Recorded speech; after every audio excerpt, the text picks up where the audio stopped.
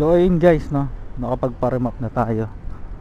Tapos ayan, nakapag slim mugs. Ngayon testing natin.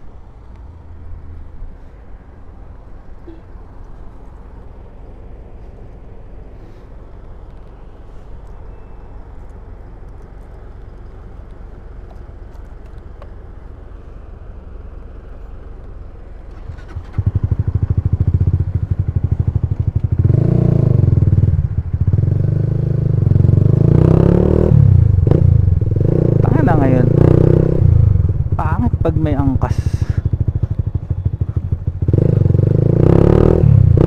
Tapos yung sprocket combi ko ngayon mga paps ay 1438. Pangit siya pag may angkas. So nakapagpa-remap na ako, no. Balik tayo dun.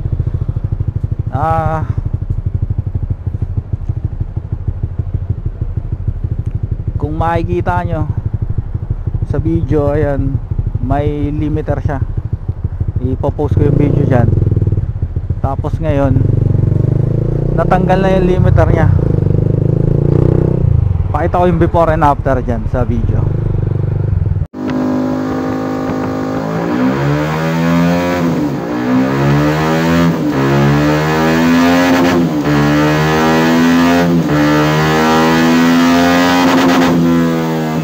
So ayan, nakita nyo naman ano. Tapos nakapag slim mugs na tayo, pang flash carbs. So tapos natin mag slim mugs. Pero okay na muna tong gantong set. Bala kasi mag block ng 63. Siyempre next year na yun, kakarema pa lang. Sulitin muna natin yung block ng ano, stock block sa remap. Tingnan natin kung sasagad yung RPM dito.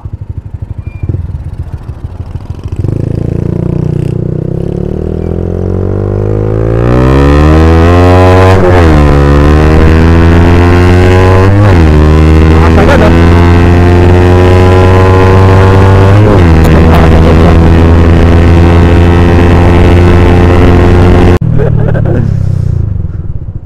Sagad na sagad sa 12K. So ayun guys, ang lakas na nakaremap. Sagad yung RPM.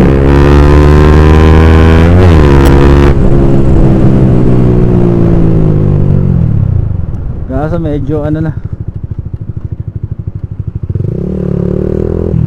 pag medyo biglaan yung preno mo, delikado. With top box pa yan mga paps ha, kasi may top box ako.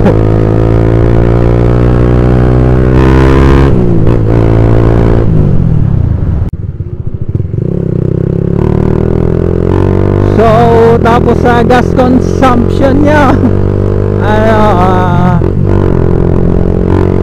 medyo lumakas siya sa gasolina. Kasi ang sabi nung first run sa dyno, tinanong ko, sabi niya lean daw yung AFR ko kasi nag-open, tinanggal ko yung airbox nun eh. Tapos nag-carbs na what? Carbs pipe, open pipe ako, 51 mml ko. Tsaka Shopee Gaming na Acra M2 ba yun? M1, kalimutan ko na eh, basta ganun. Kaya nag-lean. Tapos ang stock na horsepower, sabi nung nagre-remap, sa nakuha niya sa dyno nila is 21.5 horsepower. Sabi ko, gulat nga ako eh. Sabi ko, ba't yung claim ng Rossi 16.7? Sabi, parang depende yata sa dyno tsaka sa break-in daw. Pero kalimitan daw na nare-remap nilang flash at flame na mga X, 18 to 20 horsepower daw.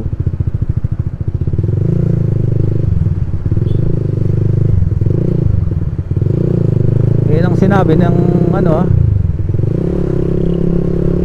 Pero almost o kaya 2 horsepower lang yung nadagdag nung since na nang na-remap siya.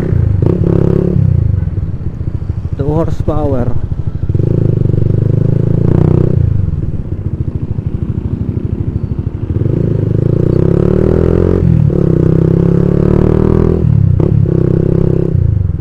At ang gastos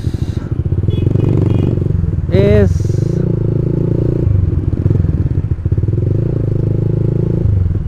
3K.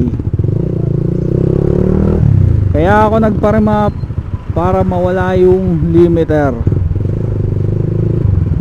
Kasi pag nagpa-remap ka, tingin ko para sa akin lang kasi pag nagpa-remap ka, yung kung katumbas nun sa carbs is para kang nag fine tuning ng carbs. Sa ayos nila yung AFR mo doon, then para kang nag CDI din, racing CDI, kasi mawawala yung limit mo kung nagli-limit to sa almost 11K, nawala na yun. Sumasagad naman.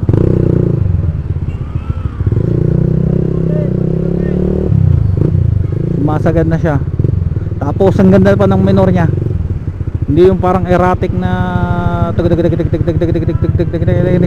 ganun. Tapos pag nag-rev overhang, may rev overhang pa pag piniga mo siya, matagal pa bago bumaba yung minor ng konti.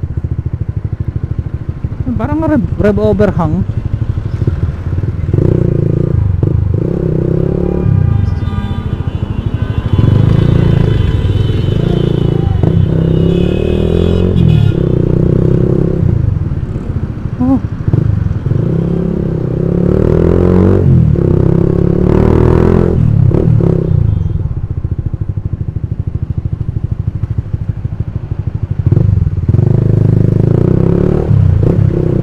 Kaya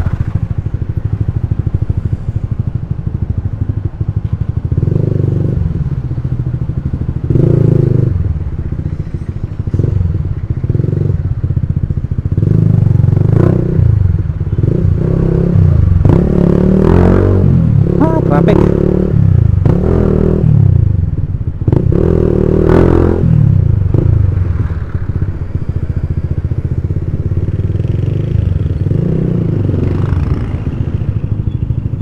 Daan muna ako ng Rusi.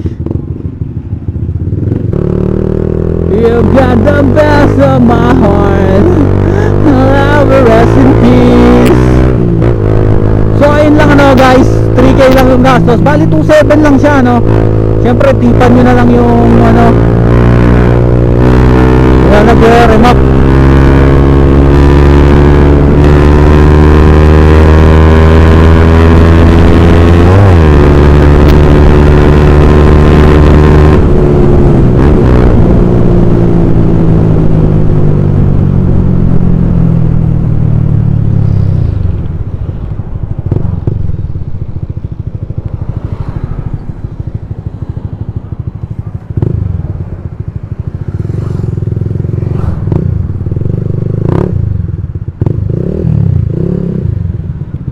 Boss Adam, tingnan mo yung